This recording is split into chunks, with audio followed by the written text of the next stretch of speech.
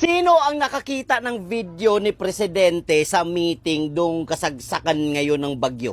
Sino sa inyo? Umamin kayo, sino ang nakakita ng video na yon? Yung napakamot siya sa ulo. Hindi niya alam kung ano ang gagawin, mga kababayan.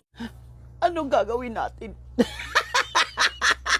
Uy, Diyos ko Lord, ano ba ang nangyayari sa gabinete mo, Presidente Marcos? Hindi na paghandaan yung mga kalamidad na ganito.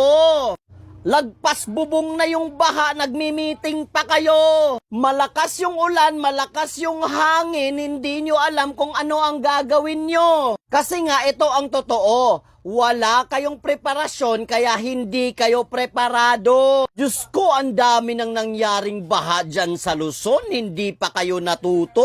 Ang dami nang nangyaring sakuna, hindi pa rin kayo handa. Tingnan mo lahat ng mga kababayan nating mga